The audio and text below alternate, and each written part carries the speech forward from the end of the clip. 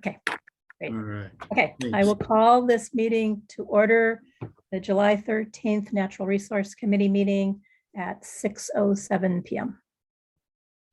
So we have the agenda. Does anybody want to move anything around on the agenda or add anything or remove anything? Okay. Okay, great.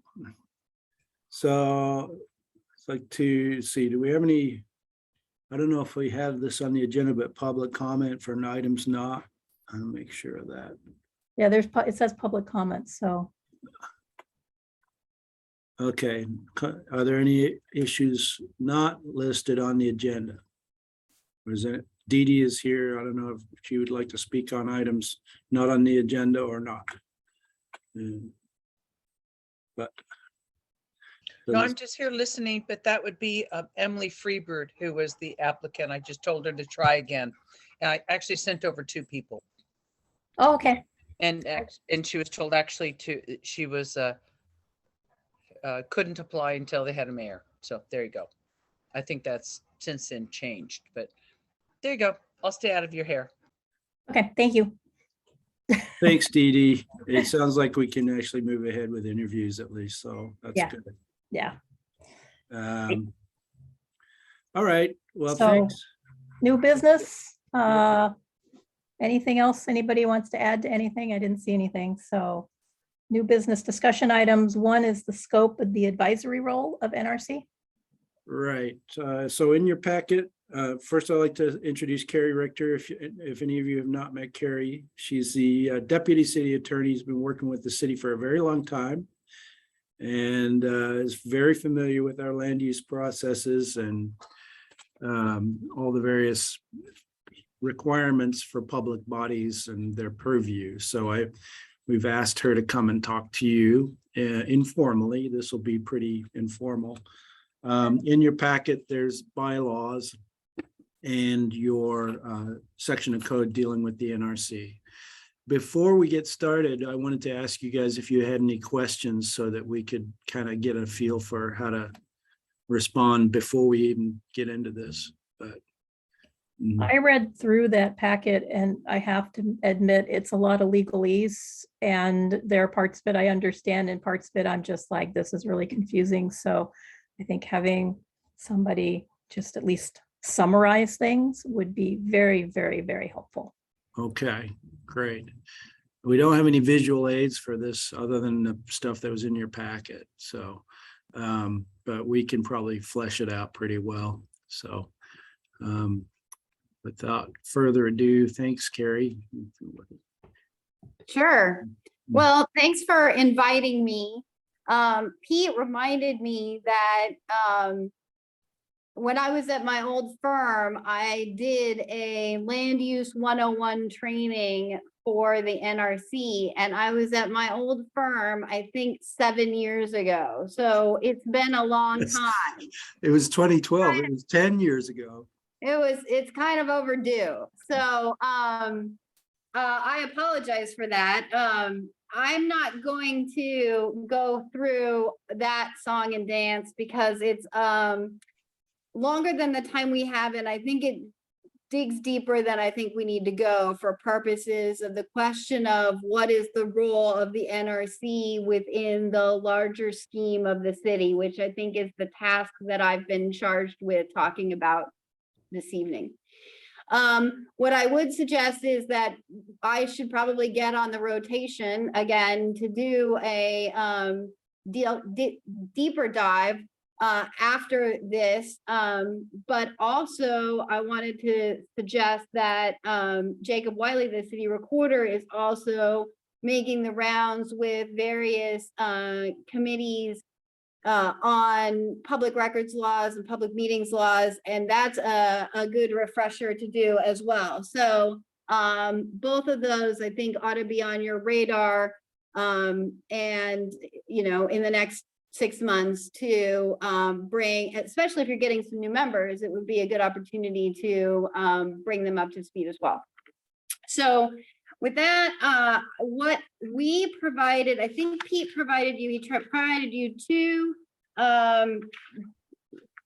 baskets of documents. He provided you a copy of ordinance number 041009, which includes some amendments to the to the Oregon City Municipal Code with respect to the Natural Resources Committee. And as you probably know, the code provides for the creation of the committee, and the code specifies how it must function. And so that is the backstop. That is sort of the ultimate decider of how the Natural Resource Committee functions. And, you know, who qualifies to be on it, how many people are on it when they meet, and how long the terms are, and all of those sorts of things. And what I think is particularly important for the start of this discussion is the discussion of the duties. And that's at the top of page 2 of this ordinance. And it says the duties generally of the Natural Resources Committee are to review the quality and condition of the ecological, geological, aesthetic, and other natural resources of Oregon City and adjacent areas. So this is, you all are the experts on the current condition, right? And so that's why one of your responsibilities is helping to guide the city on its protection of street trees or protection of public trees, right? Because you know, you are the scientists who know the quality of those trees. So you are to sort of know what the baseline is in the city. That's one part. Second part is to assist the city in developing and implementing policies and plans to protect, restore, and enhance these resources and the environmental quality of city and adjacent areas. So the city has an obligation to adopt codes that apply to private development to ensure the protection of natural resource areas, for example. And you are to have you are an invaluable component part of that legislative process, that lawmaking process, because that process is, at the end of the day, how we ensure the protection of these resources, right? So you inform the Planning Commission and the City Commission on that legislative effort, that lawmaking effort. And if the laws are implemented correctly, then the outcome is protected resources, right? Which is what you want to achieve. So that is what we call a legislative effort. That, you know, we could protect, we could have buffers that are 30 foot wide. We could have buffers that are 60 feet wide. We could have buffers that require certain mitigation. I mean, certain replanting activities and some that don't. The degree to which we protect, the degree to which we designate, all of those are discretionary decisions, are legislative decisions, and that's where your expertise is critical. And that's what's set forth here. And then the third thing you do is the Natural Resources Committee through staff may recommend actions to the City Commission, Planning Commission, and Parks and Recreation Advisory Committee. So you may say, we think you need to change the code with respect to this or that. And that is, again, within this, you know what the conditions are like. You know, you see how these riparian resources are affected by development, and you make a recommendation to the City Commission about a code change that changes that, right?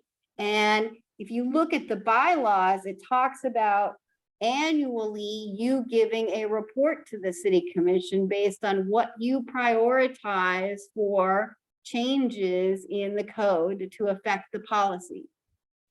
And I don't know if you have a practice right now of giving the commission an annual update. I know the Planning Commission does, the HRB does. I hope you are doing that, and I hope that as part of that, you're identifying, you know, where code changes are needed so that they can be built into the larger legislative scheme every year. We did not do an overall last year. We've done it every year until then. But we also, the main thing we did last year was to update the street tree list. And so that, our recommendation for a change in the street tree list and a minor change to the code revolving around those was made to the city commission. And then Sam and I went before the city commission at a working group, a working session, and did a report on what we had said and why we had said it. And so we kind of did it last year, but that was the bulk of what we did too. I think that's part of this sort of third part of your duties is to make recommendations for code changes. But I don't think that this third duty, if you will, is necessarily limited to the policy arena, legislative decision-making. The other type of decision-making other than making laws is called what we call implementing laws. That's what we call a quasi-judicial function. The Planning Commission, more often than not, is sitting in a quasi-judicial function, applying the code rather than making policy about what it should say. And so this is like being a judge, right? Did you violate the law or did you not, right? So that's the function of a quasi-judicial review. It's not to make the law, but to implement it. And I think when you look at this, the Natural Resource Committee through staff may recommend actions to the City Commission, Planning Commission, and PRAC.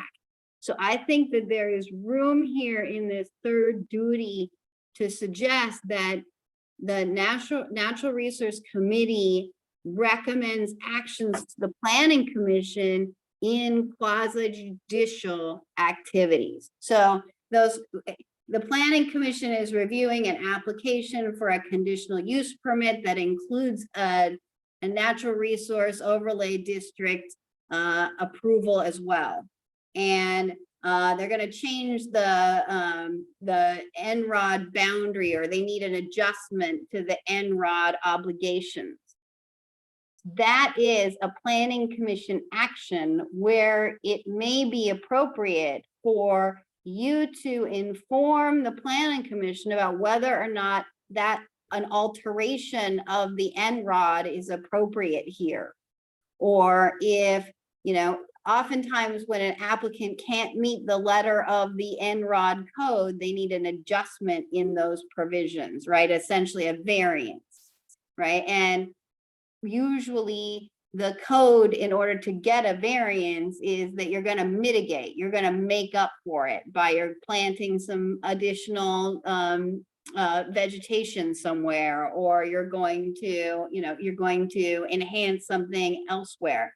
So you're going to mitigate. And I would think that the NRC would be particularly well suited to identify the level of mitigation and the planting and the management plan. I mean, because ordinarily the city requires an assurance or conditions of approval that will ensure the success of this mitigation area. And so again, your expertise could be very helpful to the Planning Commission in that regard. And so it would be appropriate for you to provide comments to the Planning Commission in that quasi-judicial arena where they are applying the law, but the Planning Commission has more discretion to evaluate the impacts than with respect to application of the law. So there are different types of land use reviews in Oregon City. There are building permit reviews, and if you go to get a building permit from the building department, they look at the plans and And the planning staff says, okay, the building meets our 35-foot height requirement. It meets our 10-foot front setback requirement. It meets the 5-foot side setback requirement. And, these are quantifiable, what we call clear and objective standards. There's no discretion about what 5 feet means. So those are called type 1 decisions. No discretion. It is a calculated determination. Those nobody sees, nobody has a right to appeal. It is an over-the-counter, Pete signs the permit and the person goes on about their business. There is, and then there are legislative decisions where we're making policy, right? We talked about that. And then in between those two are what we call type 2 and type 3 decisions. Type 2 decisions are decisions where there is some discretion, but really not much. And the discretion comes in the terms of the criteria saying things like an applicant can adjust an Nrod boundary if they can produce a qualified wetland engineer's evaluation that the mapped boundary is not accurate. And so that doesn't say the boundary is 10 feet. That says you can move the boundary if you can produce this qualified wetland expert's documentation. And so that applicant submits that documentation to the city sends the documentation to the city's wetland consultant to review it. And based on the scientific factors that are used to evaluate whether or not there's existence of a wetland or not, the boundary is determined to be, is either adjusted or it's not. And there is some limited ability to appeal a type 2 decision to the city commission, but it doesn't go to the planning commission. And the reason it doesn't go to the planning commission is because the code is written so that it is essentially non-discretionary. If the two qualified experts agree that this is not a riparian area, then it's not. And that's an applicant can appeal that. I mean, a neighbor can appeal that, but they'd have to overcome that assumption by showing that there was some gross misapplication of the law. And so I think that in that more limited type 2 review of Enrod proposals where you're not adjusting the code itself, but rather applying it, there's not a lot of room for NRC to make insert itself. Aside from that, the other thing you need to know about type 2 decisions is that the city is under a statutory obligation to make type 2 decisions more quickly. And so there's not a lot of time for public hearings, except for when there is an appeal to city commission. So, and then there are type 3 decisions. Type 3 decisions are the ones that go to the planning commission. And these are the adjustment to Enrod standards, those discretionary variances that we talked about. These are big, the Park Place Crossing Master Plan for example, that is a, big discretionary master plan evaluation and a development proposal that could affect natural resources in a number of ways, right? And so, and how the planning commission balances the concept plan policies with the code, with the applicant's proposal, all of those are discretionary determinations that it would be appropriate for the NRC to potentially get involved just because of the significance of the project. So those are the different types of decisions. And I think that this section 2.65, talking about the duties, contemplate that NRC will be involved in the legislative decisions and these type 3 decisions. And so then when we turn to the bylaws, which list in Article 4 a series of responsibilities, item 3 in that list says receive notice of and comment on land use applications and city activities that have the potential to impact natural resources in the city and its urban growth boundary.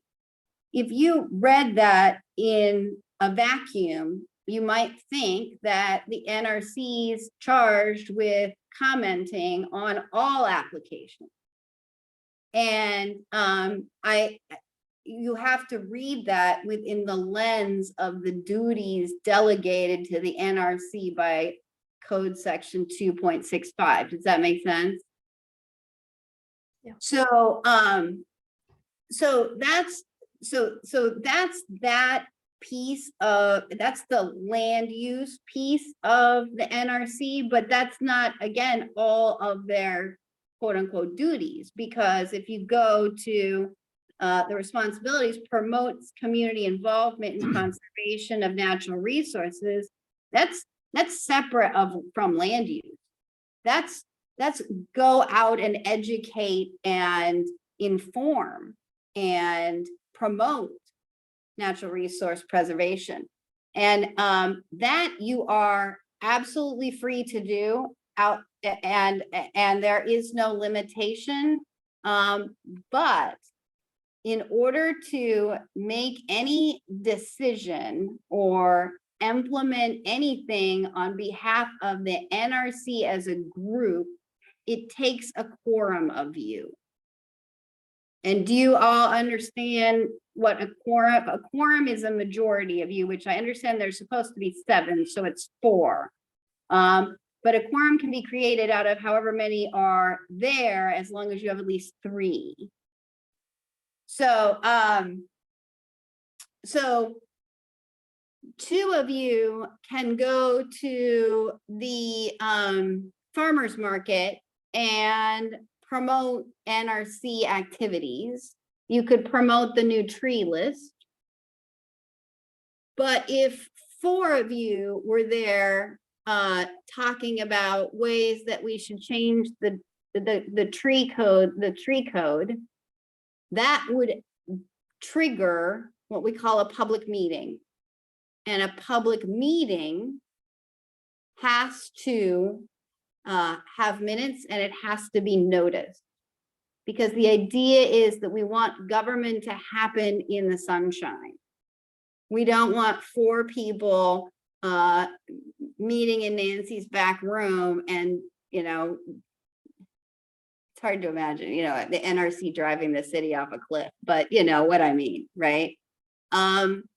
So that the reason why the NRC is subject to the public meeting law is because under state law, it is deemed a governing body because the NRC makes recommendations to the city commission. So even though you're not elected, even though your area of influence might be small, because you are advising the city commission, you are a governing body, and as a governing body, you are subject to the public meetings law, which means that you cannot, the language is, you cannot meet in private for the purpose of deciding on or deliberating toward a decision on any matter. So you can certainly, 4 of you can certainly get together and exchange recipes. You can exchange gardening tips.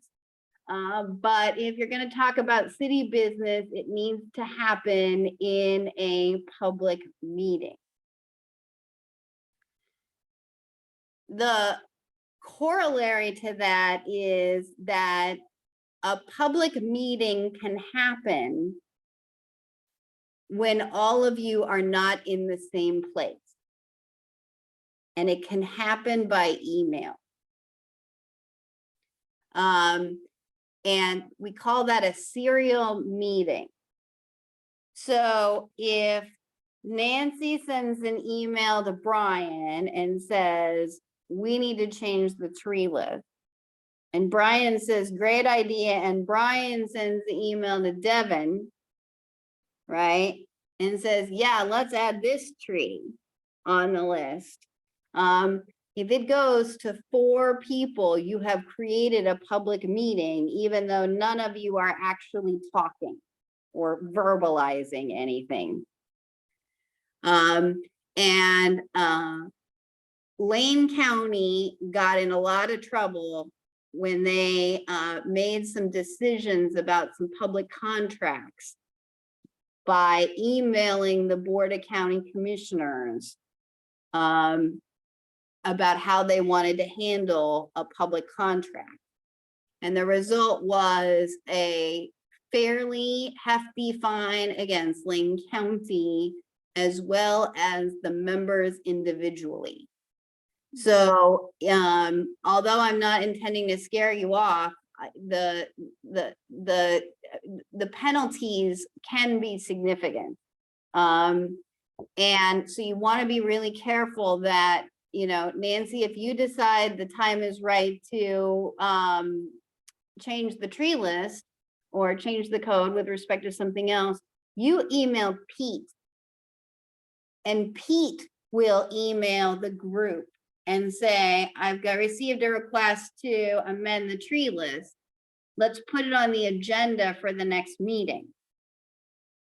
And then in the meeting, you can talk about it. Or Pete can say, Nancy thinks it's a good idea we do this. If you all want to email me your thoughts, I will get back to the group. So then everything goes through Pete.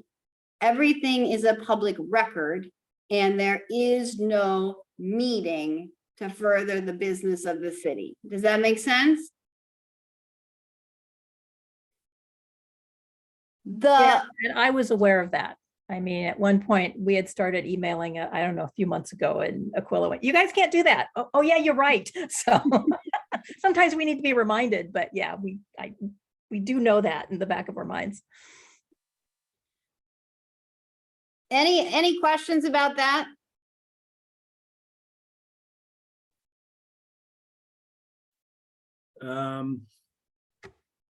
How about site visits and tours?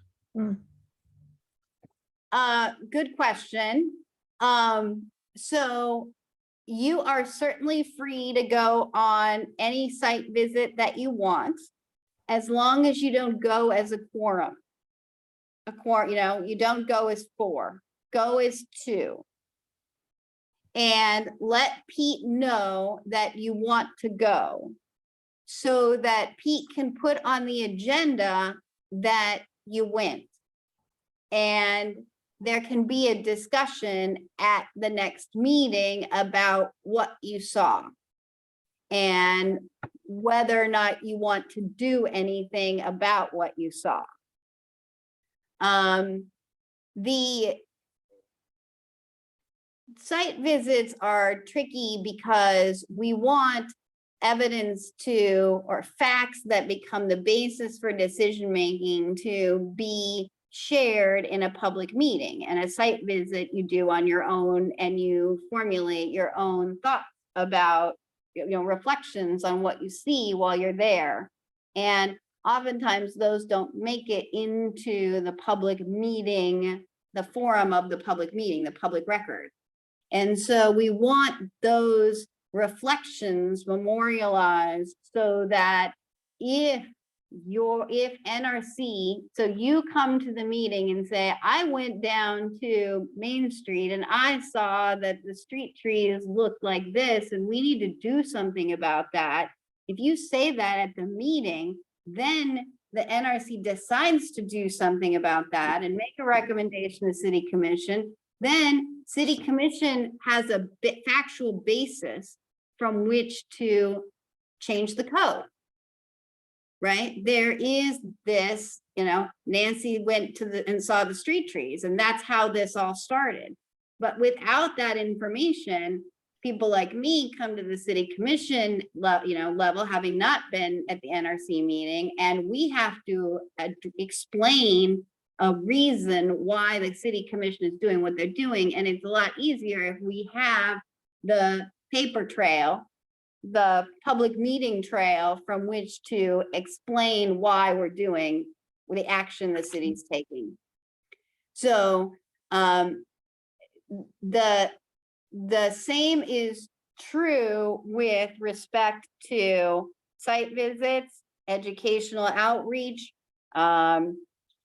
going to the city commission, going to the planning commission meetings. You are certainly free to go and do any of those things in an individual capacity. But you cannot at any of those places, and you can say, I am a member of the Natural Resources Committee, but you cannot represent the Natural Resources Committee unless the Natural Resources Committee gave you authorization to do so. You can't testify on behalf of the NRC. You cannot educate on behalf of the NRC.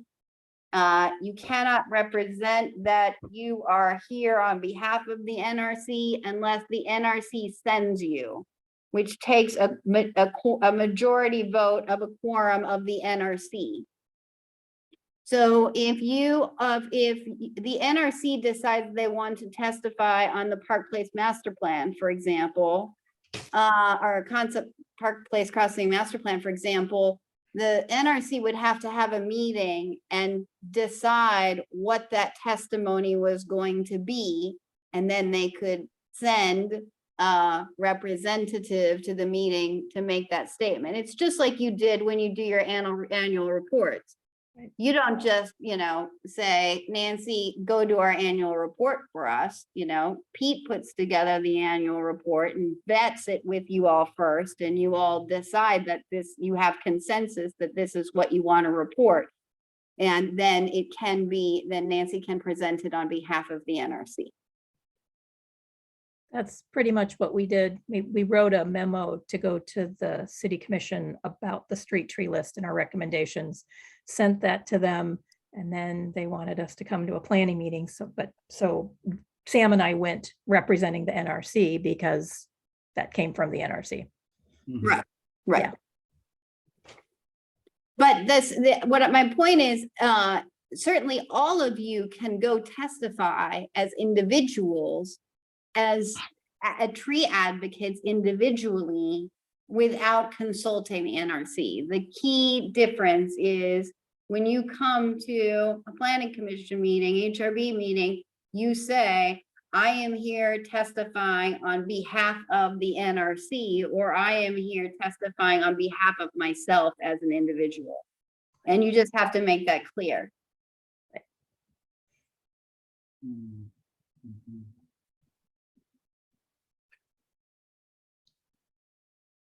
It's good to know. I mean, I knew that, but it's always good to have somebody actually say that. So.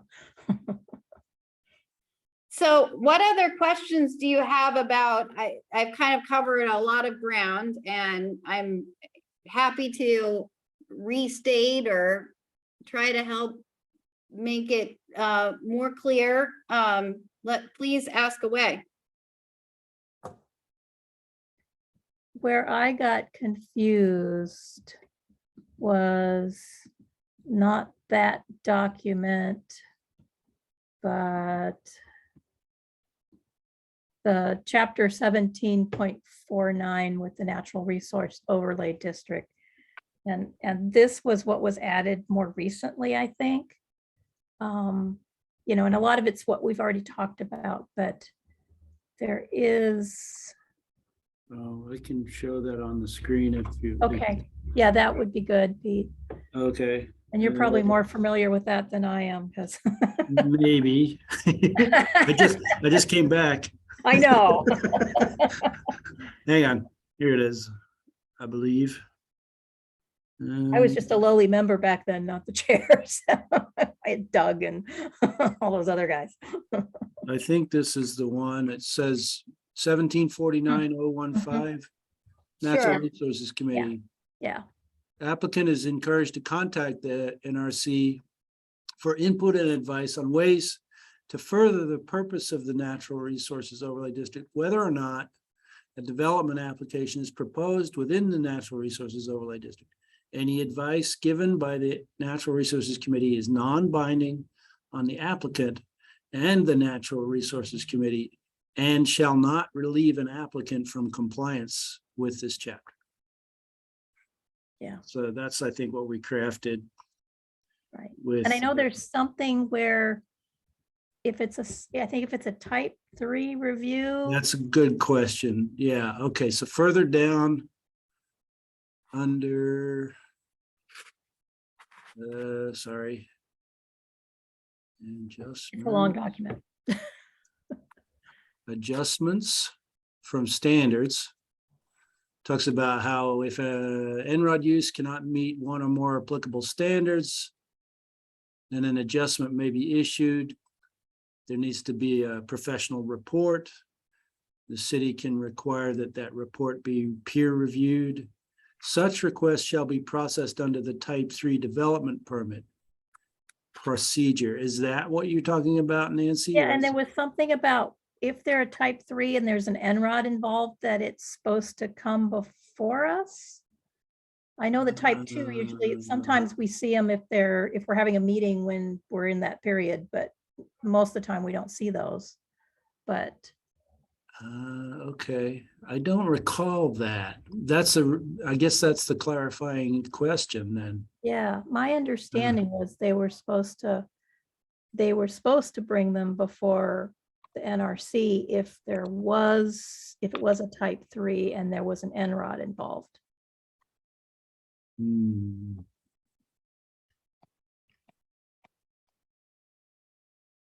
No, Yeah, that's not in there. it's not in there. Yeah, Okay, yeah, because I don't recall it being in the code. Right. It's not in the code, but if it's Okay. sort of one. I'm actually gonna see Doug.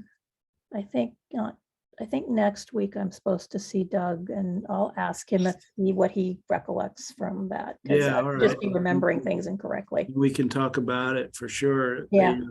Yeah, Next up. yeah, Okay. I think that with respect to 1749-015, the reason why this is so permissive is because unless there is an adjustment, it will be a type 2 review. Right. Which is essentially a non-discretionary evaluation. right. So there wouldn't be any discretion for the NRC to exercise. Right. Whether or not you want to require an applicant to go before the NRC for a type 3 review is a different question. Right. And that was what I believe that I thought we had decided that, but I certainly could be incorrect. So there is some additional language in 1749-040. And I think that is what you're referring to, Nancy. okay, Where it talks about I'll pull that up. okay, yeah, it to me the language is not very clear. okay, Because it does talk about an application being processed in conjunction with a concurrent application or action requiring type 3 or type 4. Are you seeing it? 1749-040? Yeah, we can see Okay. your screen. And so I don't know if this is something we'll be able to resolve tonight or if we need to do some further analysis of this section, but let me talk to Doug because Okay. I can send Doug an email and see what he remembers. I just thought we had something a little bit more where there were certain ones that were supposed to come Mhm. before us. And Okay. again, I could be requiring that wrong, but I thought that we made that recommendation that be changed. Made a recommendation for an amendment. Yeah, Hmm. yeah. Okay. And I think that was like right before COVID hit, so who knows? Right. All bets are off. Once When COVID was that? yeah, years ago, wasn't it? It's good to know, Nancy, though. Thank you. For Yeah, letting me- I'll email Doug and then I'm gonna see him next week, but I'll Yeah. email him anyway. Yeah, okay. Anything else for Carrie? For my part, I do think it's good to revisit this code and other codes that you've already looked at. Just for the new members as well, but also because this is some dense stuff. And it's not always clear even to staff what the intent of the code is. And whenever we have the code book open for amendments, we need to keep track of these things so that we can clean it up and make it longer and more complicated. Definitely. I'm joking. Yeah, no, that was my recollection, was that we did that. And so, but again, Doug was the chair then, and Doug probably has a better memory of that stuff than I do. Yeah, all right. Yeah, hopefully you can maybe chime in at the next meeting too. Yeah. Okay. Twist his arm. All right. Well, sounds like we could potentially move on to the next item. All right, well, I will work with Pete and we'll maybe get on your calendar for the fall to do land use 101 training when you've got some new members, perhaps. I think that'd be a great idea. Good. All right. Well, it's a pleasure talking to all. It's nice to meet you. Thank Thanks, you. Thanks, Carrie. Carrie. Good night. Much appreciated. Bye. Bye. Great. And next up, we have a little presentation from me, and you can ask me questions during the presentation or after. It's only 13 slides. I presented a version of this some time back, but I had also included tree protection code. This is strictly a presentation about natural resources and levels of review, kind of like what we just talked about, but providing some examples of how the resource overlay works. So I know some of you may have seen this before, and I apologize for that, but hopefully it'll elicit some new questions if it does. So 1 second. And I will, first I have to, okay, Share your screen. first I have to Oh, we share. already are. Maybe- Okay. There we go. Okay. All right, so Natural Resources Overlay District. This is Oregon City's Municipal Code 1749. It is it was adopted in 2008 and has been amended since then. Prior to 2008, this section of code was called the Water Quality Resources Overlay District. And then Metro, and that overlay district was adopted by the city initially in, I want to say, late 1990s to protect water quality and streams, wetlands, and other water bodies that were considered significant. And it was in 1999 that we had the local wetland inventory adopted and accepted by the Department of State Lands. That's the wetland inventory we still have. Then Metro passed Metro Title 13, which is known colloquially as Nature in the Neighborhoods. And that included regulatory requirements for cities within the urban growth boundary to protect significant habitat. And Metro had a habitat conservation area map that they required that cities adopt, and a model code that would be put in place if cities wanted to do that, or they could amend that model code and adopt their own, in which case they would have to go through a process of substantial compliance with Metro to prove that it was still protecting the habitat that Metro considered significant. So Oregon City decided during a code amendment process that included many other things that we were going to go for a combination of combining the two overlays, water quality and habitat, into one. And we did a lot of mapping and GIS work and a lot of calculations to prove that the acreage that we were protecting was substantially similar to what Metro had mapped as important. And they agreed with us, but they also looked at several other parts of our code as well that they considered important for protecting habitat. And that included having certain street standards for, which included planter strips on either side, and adopting stormwater standards for new development, and also the tree code, both the public tree code and the private tree code, so the development tree code. So all of those things went into substantial compliance with Nature in the Neighborhoods, Title 13.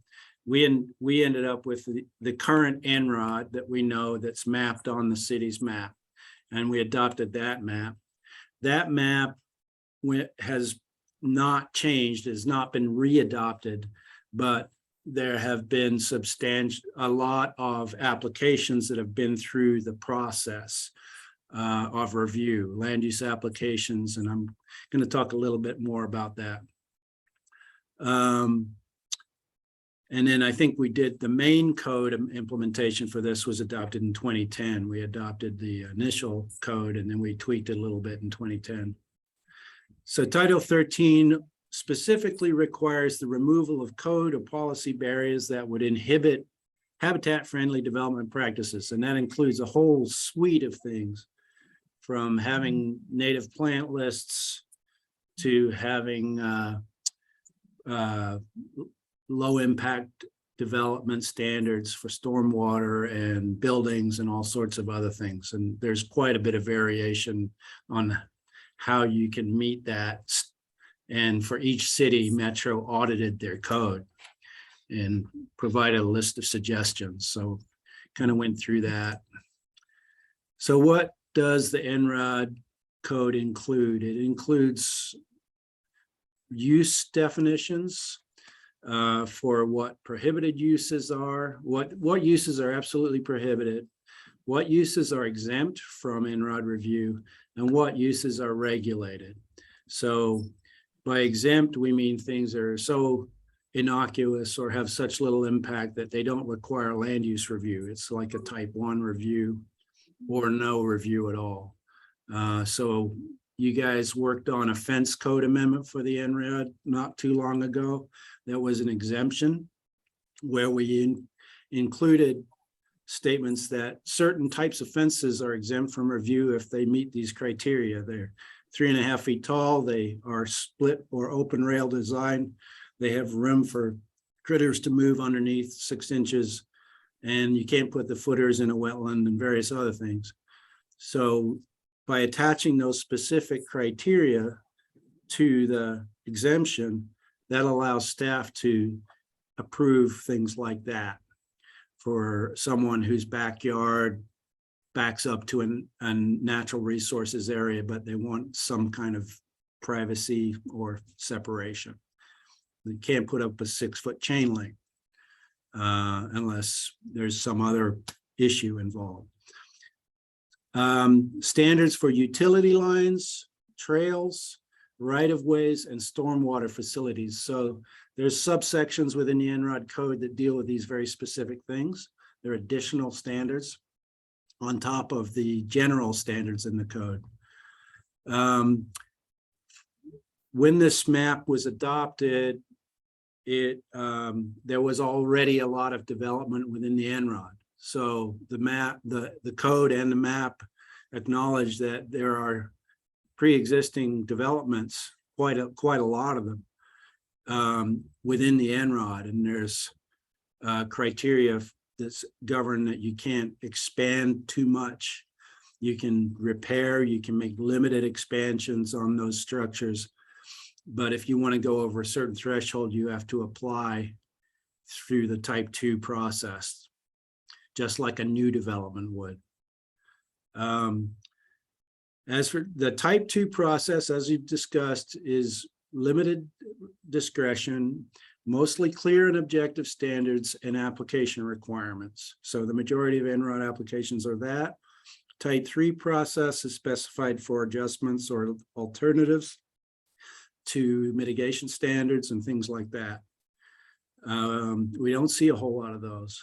We do see situations that Carrie mentioned where you might have a natural resource overlay district review bundled with a different type of type 3 review, such as a conditional use or a zone change or a variance or a master plan, such as the Park Place crossing. So there's a natural resources applications bundled in with that. Process also includes what's called a map verification process. This is where somebody who's not necessarily proposing development within the Nrod, but just wants to make sure that the resource location and its associated buffer or vegetative corridor are properly delineated. And then finally, the option for city expert and peer review. So we have an on-call consultant that we can use to review what an applicant turns in. Are there any questions so far? Okay.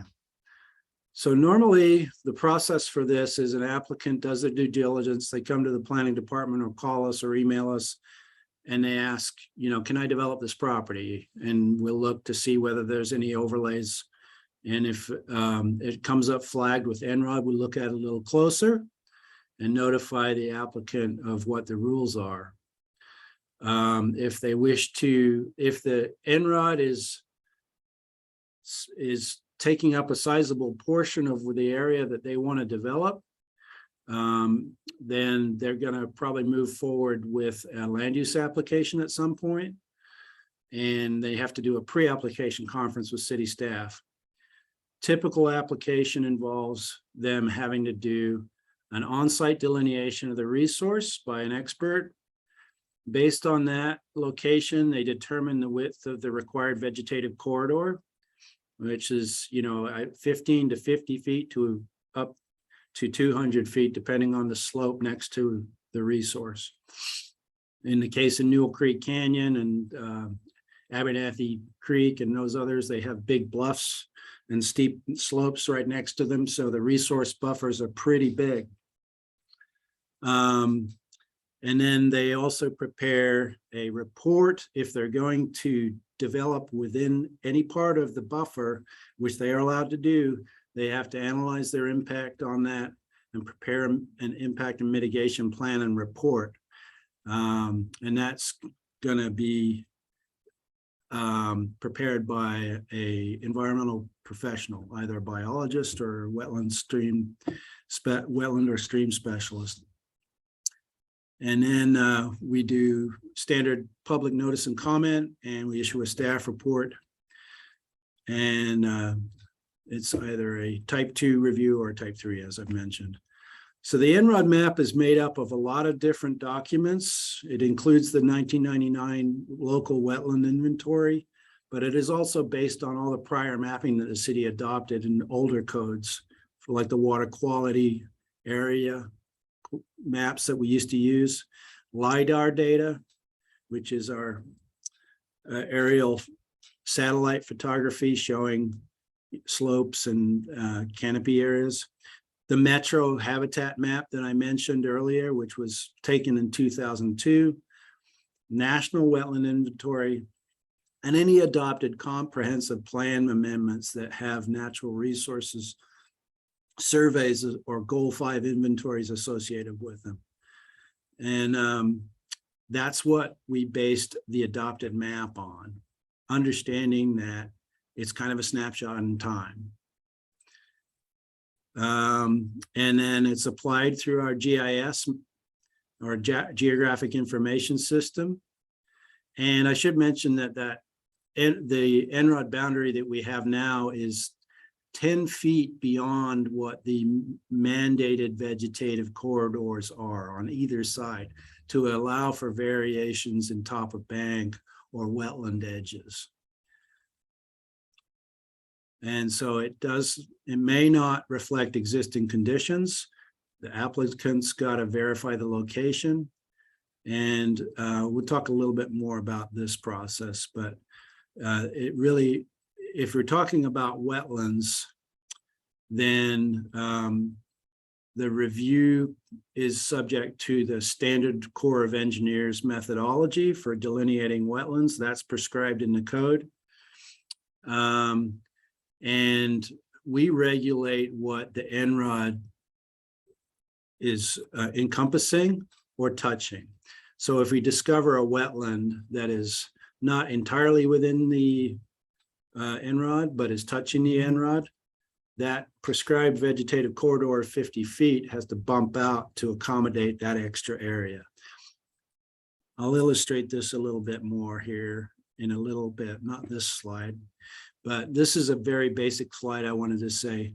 In this situation, you've got a photo of Anchor Way or overlay, and the overlay district is the pink area. The stream is Abernathy Creek flowing by Redland Road. You've got a large tax lot here. I haven't shown the slope, but there's an enormous slope here that you all know is there. So I haven't shown the geologic hazard overlay district, but that's also in effect here. I'm just talking about the natural resources overlay district. Where the orange squares that says okay, somebody could put a building there and not have to go through Enron review. They would just say, I'm satisfied that your buffer that you adopted is accurate enough, and I still have enough property to put a building on, so they wouldn't have to go through Enrod review at all. Here's a little different situation. Let's say they want to put it in here. Then the area of the portion of the building that's impacting the Enrod buffer is an impact, and they have to mitigate for that. If it's, let's say it's 300 square feet, the code would require a mitigation area of twice that, and then require that it be planted to a certain density with native plants. And they would also have to remove any invasive species in this area, not on the entire lot, but in the area that they're developing. And then you have situations that, vary. Mitigation for this sort of thing, there's a priority. It needs to either occur as close to the resource as the impact occurs, or as close to the resource as possible on the same site, or through planting off-site but within the same watershed. So that comes up a lot too. And if an applicant wishes to deviate from those standards, they would go through a Type 3 review. We had a situation a few years back for what is known as a lot of record, which is a pre-existing lot that was there. And then we adopted the Nrod, and it turned out the lot was almost entirely covered by Nrod. And in those situations, there's a maximum disturbance area permitted in the code that allows someone to have a reasonable building envelope. But it still says you've got to stay 25 feet away from the resource either way. And we had a situation where it was a lot of record. They couldn't stay 25 feet away. They could get 17 feet away, but the difference between 25 feet and the 17 feet required that they go to the Planning Commission for a variance. And that, I think, went to NRC as well, because it was within the time frame of the public hearing process. Yeah, I think I remember that. Yeah, it was up in Park Place, I think. Yeah. And here's another example. This one is from Kenema neighborhood. So here, Miller and Fifth outlined in red. We have a lot of record outside the Nrod, so no reviews required. Over here, you've got a lot of record partially within the Nrod, but the applicant could potentially locate a building envelope outside of it. That one would be pretty iffy though, because they're probably going to want to do driveway, utilities, grading, excavation, other impacts besides just putting a building up that are regulated. So we have to look at that a little closer. And here we have a lot of record inside the Nrod, has to go through review. It has a maximum disturbance area of 3,500 square feet, and that includes all impervious surface, not just buildings, but driveways as well. And it has to be at least set back 20 feet from a wetland edge. So this is going to require that they delineate where this brown blob is, which is the 1999 inventory location. Needs to be ground truthed. It may be bigger, it may have shrunk. And then figure out where that 3,500 square feet of impact is going to occur in relation to that. And here you've got another situation where you've got a impact area or a building. This is the blue area, and it's, say this is 400 square feet, then the mitigation area required is 800 square feet. So that is my overview of a typical type 2 application. Are there any questions about this?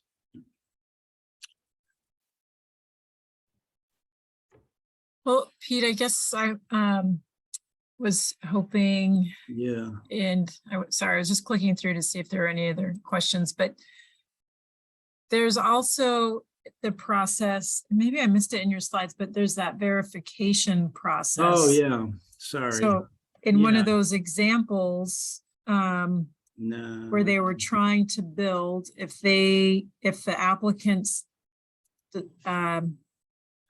Right. decided not to accept our buffer in that boundary, they Yeah. could hire you. their professional scientists to determine where the actual resource is, and then how much buffer, and then we ask our consultant to peer review that.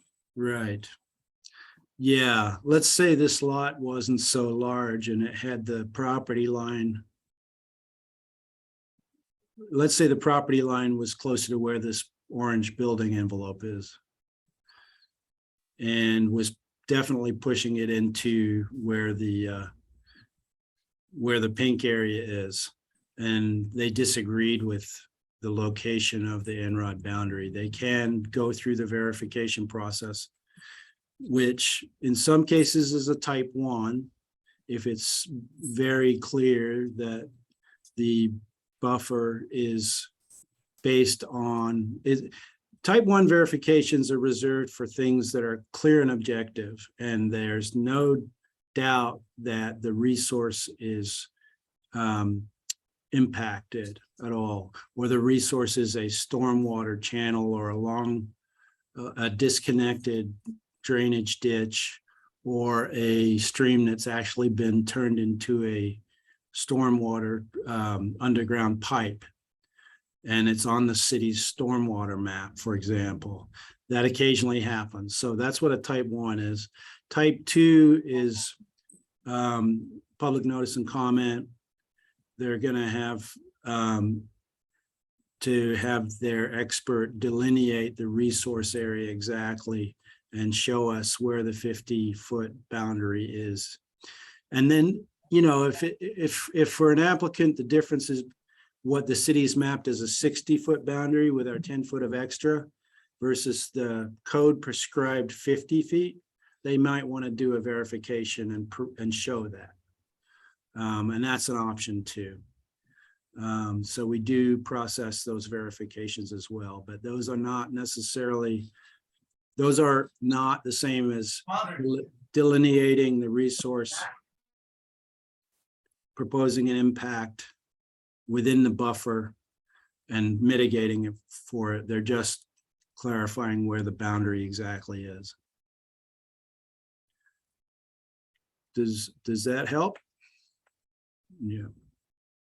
Yeah, that was really good. I have one question, and it's probably going to be, you're probably going to laugh, but the wetland boundaries, the wetland delineation is 1992.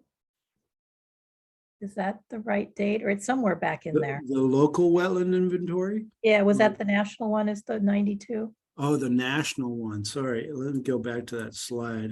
Yeah, I don't remember. I'm really bad at dates. Published 1992, Okay. apparently. Yeah, Yeah, when I look at the national wetland inventory, it doesn't help me at all.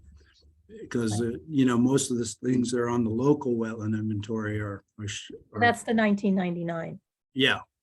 Okay, But it was part of the reason why that's important, that national wetland inventory, is because sometimes the properties did not grant access to the people that were conducting the local wetland inventory. So they couldn't go onto a property and ground truth it. They had to take their best estimate by standing on the property and looking at the indicators without actually entering the property or finding prior mapping. okay, that makes sense. Mhm. But we Yeah. still find wetlands that Yes. we didn't know exist. Is there any Mhm. suggestion to redo the wetland inventory to add those new areas? Well, I think there's two parts to this. One is, should the code be amended to remove the part of the code that exempts wetlands that don't touch the Nrod, if they are locally significant. So there needs to be a process to determine whether this newly discovered wetland meets the criteria for locally significant, which is I believe that's a question for the city, not for DSL. Or if it is a question for DSL, they will often punt it back to the city based on a set of criteria that is in state OARs or ORSs, because it's either visually pleasing or has some other local value. So there is like And specific. there's a size part to it too, you know, Okay. like half an acre or more, Okay. for example. So yeah, that's Okay. not in the current code. Okay, And then so but that there is a list of guidelines as to what would be considered locally significant. yeah, right, Okay. exactly. Yeah. It's hard to find in the current in the 1999 documentation because it's not a user-friendly document to read, but it's in there. Yeah. What else? What else was this first part of your question again? Sorry. That was whether it was ever going to be updated or. And then the other part of that, what I meant to mention was DSL has a wetland notifications process, but it's not tied to any real land use issues. So what we've taken to doing is when we have an Nrod application that's a type 2, we will just notify DSL through their web portal, and somebody at DSL is assigned to take a look at it and see whether there are any existing delineations. They'll look at the local wetland inventory that they've got on file adopted for Oregon City and get back to us with any, you know, what their standard protocols are. If Okay, they think our code is adequate, you know, they may just send us one of their standard letters that says, if there's going to be cut and fill, contact us. But we wouldn't necessarily review that under the Enrod code. Okay. You know, we do attach a very standard condition of approval that applicant is obligated to coordinate with DSL and or the Corps of Engineers independently of the city if there are wetlands. Okay. And provide evidence of their coordination. I will say that this is not completely cut and dried yet. I would like it to be clearer in the future. I will, but also that, yeah, conditions change, and the longer we go without a new inventory, it's going to be ever more incumbent on the developer to do all of the work up front, rather than the city saying, there's the inventory, you know, because as you know, us updating the local landfill inventory could cost many hundreds of thousands of dollars. I know that. Yeah. I realize that, yeah. Yeah, That's not a cheap thing. it has to be said. Yeah, yeah. Yeah. Aquila, do you have any experience with this as well from Tualatin and west side? Yeah. No. A lot of the cities in Washington County fall under Clean Water Services, Right. who administers this for the cities. I guess the only other thing I was going to add maybe to Nancy's question about amending the Enrod is that it is an overlay, so it's a zone. And so whether or not we're contemplating amending it is one question. And that I guess I just wanted to say that it would end up kind of looking like a zone change in a way, and like this kind of land use change, should Right. that happen. And that zone changes, although this is a overlay, are a fairly big deal. And Legislative. Right. they're legislative, and you know, the community concerns with impacts to property value, that kind of thing. And so that's the process that it would take. But I think we talked maybe a couple of months ago about, oh, I'm so sorry. My dog's protecting us. Wetland talk. That is the kind of thing that you could maybe make a recommendation to in your annual report to the city commission. Things that you've discussed and, you know, over the year, other activities that you've done. And one of the recommendations would be to consider amending the natural resource overlay district. In my mind, that's kind of the proper place for that to occur. Mm-hmm.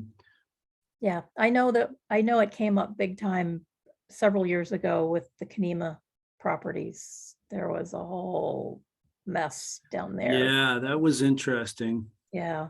Because, yeah, that was a perfect example of wetland conditions developing, or they either had been there and not been inventoried the first time because of access, or they just developed. I mean, there must have been hydric soils there always. But yeah, that was an interesting one. Yeah, because springs just have a tendency to start seeping. And that is not, you know, I would say that process was not ideal in terms of a comprehensive review of the resource. It was subject to a land use process, which was rather contentious. And, you know, it didn't actually end up in a significant corridor being implemented for that, what was ultimately adopted. Yeah. You know, so. Yeah, I remember it was a big mess. That was right about when I was starting on. Yeah. It's just like, wow. Yeah. Yeah. It was educational. Yeah, it was.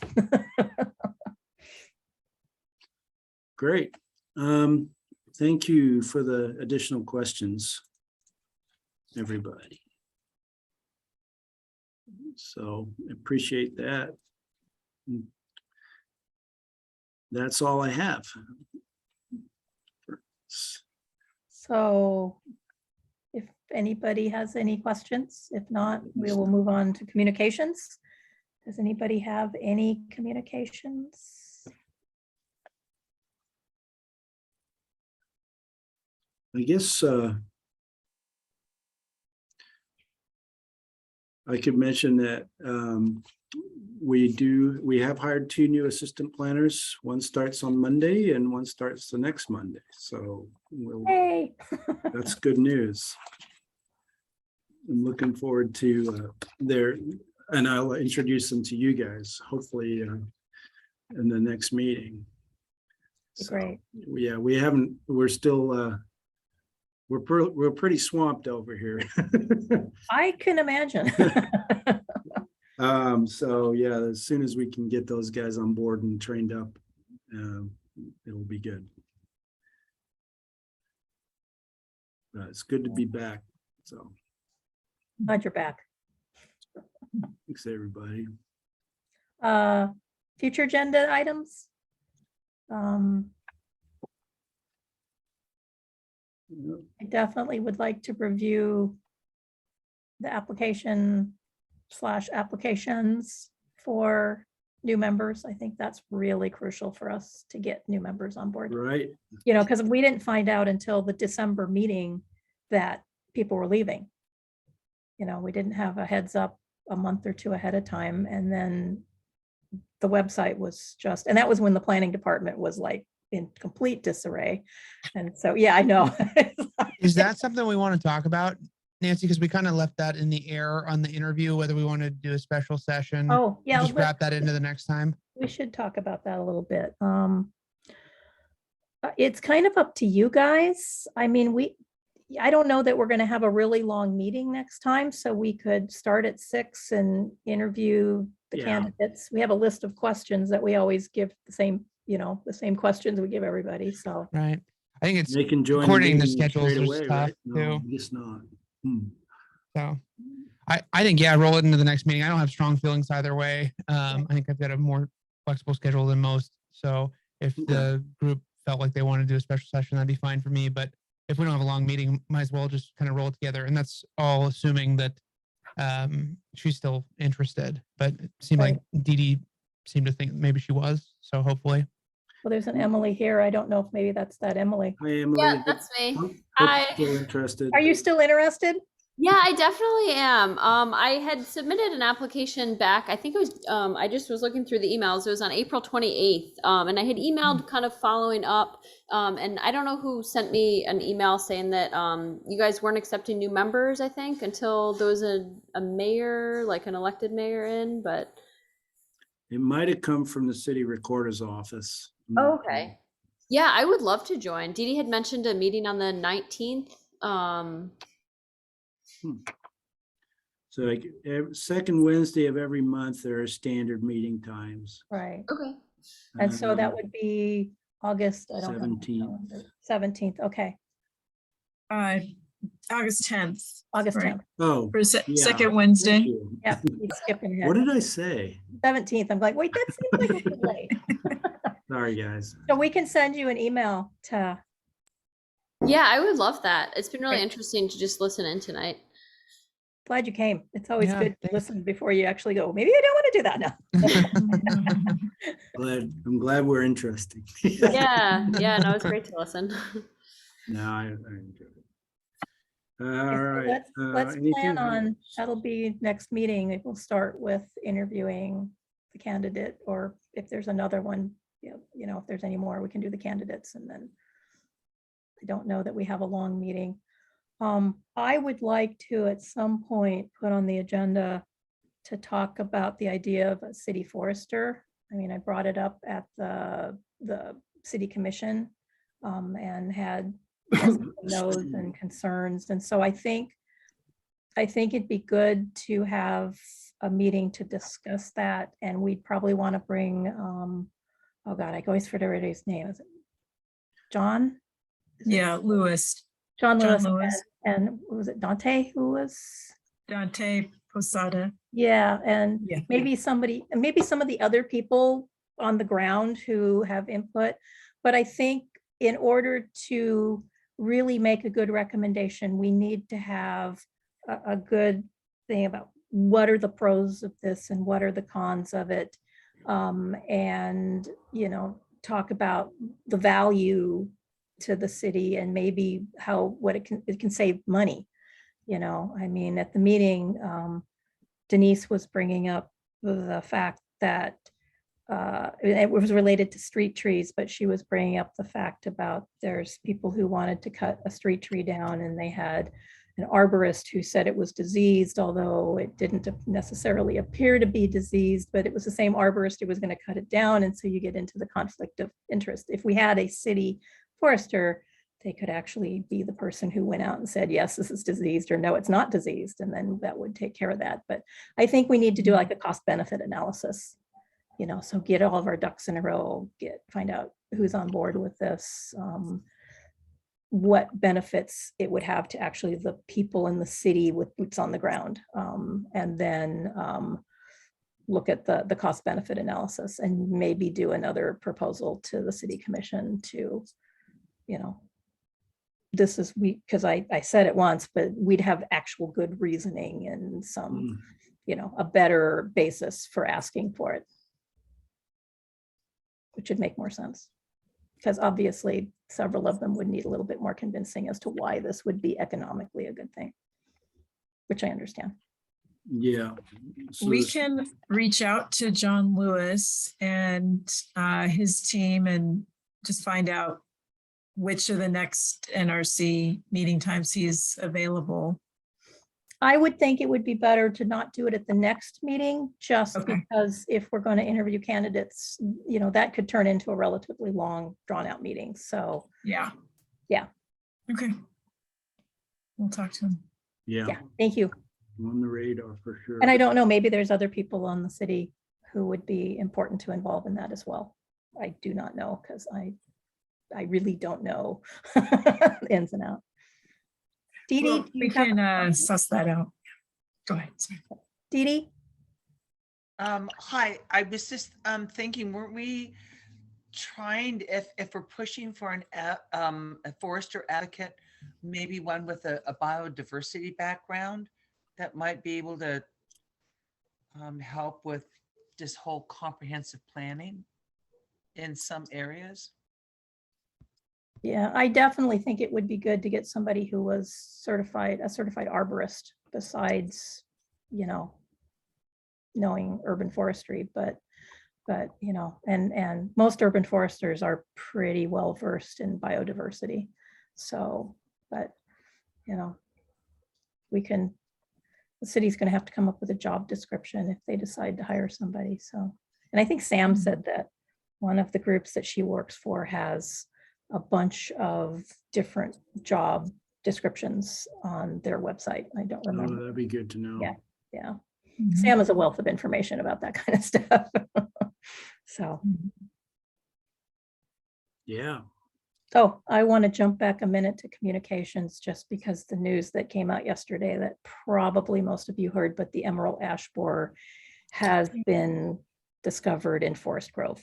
Oh, geez. The last Yeah. I knew, it was in Colorado, and I was hoping it'd be 5-10 more years before it got here. So when we did the street tree list update, we took all the ashes off because we knew it was going to get here. But it got here a lot sooner. So the Department of Wow. Ag has called if anybody sees this to let them know as soon as possible. And the guy who found it was actually I heard it today on the news, he was one of Portland's invasive species experts who happened to be in Forest Grove for one of their kids' events and saw an ash tree or 2 ash trees that were dying and went and looked close and found it.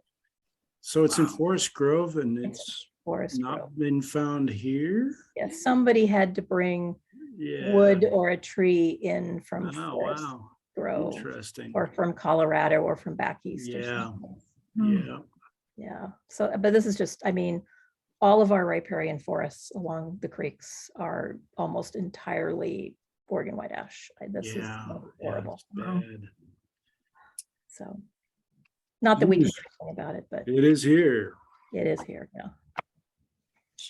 Okay, anybody else have anything? Any future agenda items? Let's see. Updates on, so ordering tree plaques, getting that done. And then Aquila, was there any outstanding heritage tree things that needed to be no, okay, all right. No, We I have think any it's, You got application. forgotten. I was in the forgotten years. I never got a Yeah, letter. no, you're on my list. I was in the COVID forgotten year. You're on my list. We'll get you.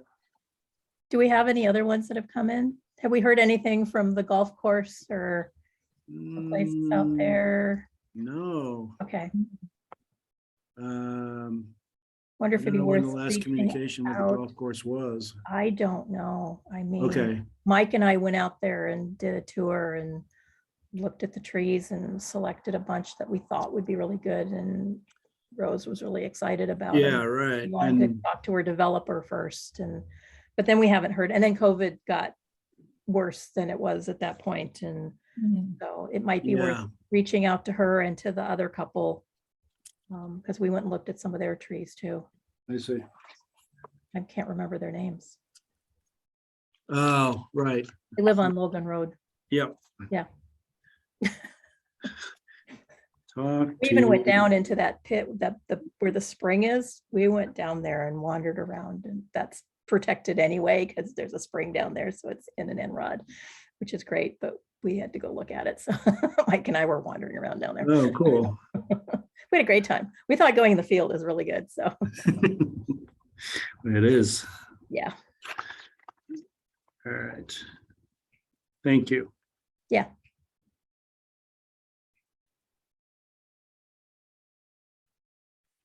All righty. Well, I have nothing further. It's good to see everybody. Yeah, yeah. I'm glad it's not 98 degrees today, so. Because it'd be really hot where I'm sitting right now. I'd have to have air conditioners going. It'd be really noisy, so. Whereas I can just sit here. Okay, Mhm. so shall we adjourn this meeting? So Sounds good. call this meeting to a close.